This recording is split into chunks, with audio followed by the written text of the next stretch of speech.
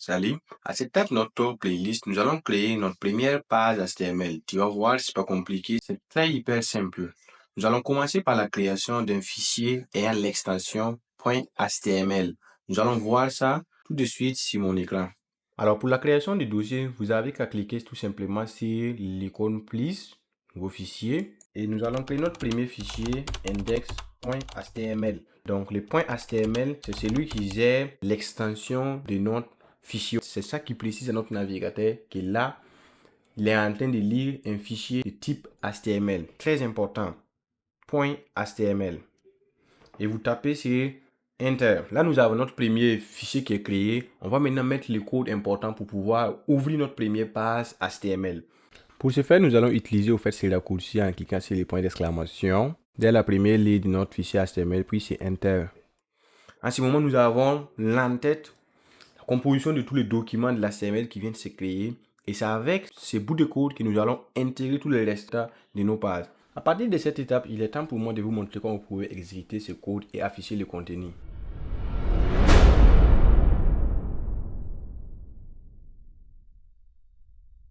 Quelle est l'importance du code que nous venons d'entrer dans notre éditeur de texte? Le doctype précise au navigateur le type du document qu'il est en train de lire. C'est vrai que l'extension permet d'indiquer au navigateur le type du document.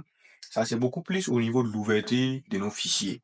Mais l'interprétation de nos fichiers, il faudrait que nous ajoutons les doctypes avec l'extension HTML pour ajouter encore davantage à notre navigateur que c'est un document .html qui vient d'être ouvert. Par la suite, nous avons la langue qui, lorsque vous utilisez le raccourci point exclamation, automatiquement c'est en anglais. Pour ceux qui sont en français, vous pouvez aller à FR.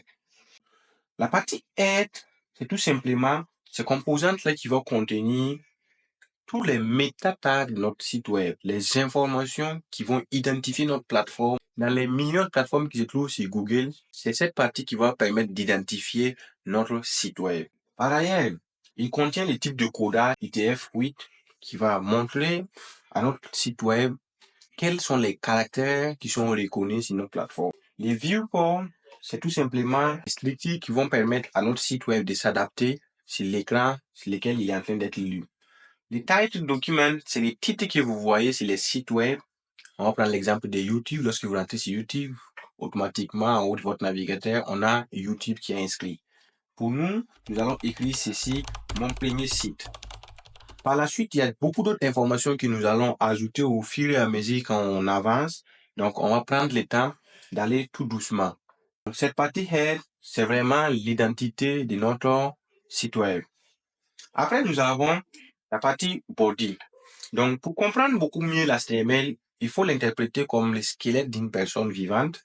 Donc, nous avons la tête, qui est le cerveau qui gère tout le système. Et nous avons aussi les corps qui fonctionnent. Donc, l'HTML est aussi conçu de ces modèles, c'est-à-dire nous avons le corps qui va contenir toute l'entièreté de nos éléments, les textes, les images, les liens, bref, tout ce que nous on veut mettre sur notre site web, ça va se faire dans les bodies.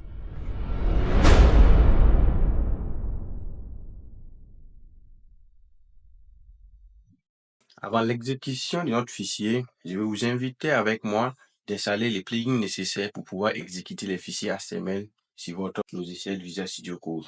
On va aller automatiquement au niveau des extensions. Vous allez effectuer cette recherche Live Server.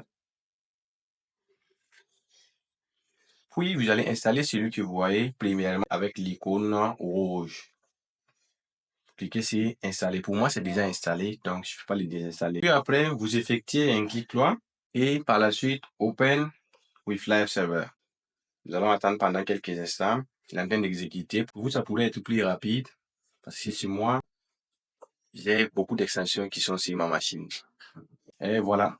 Voilà notre premier site web qu'on vient de créer. Il n'y a rien là-dessus. C'est une page vierge. C'est à nous de mettre tout le contenu qui doit se faire. Et je pense que vous prendrez des goûts à le faire avec moi.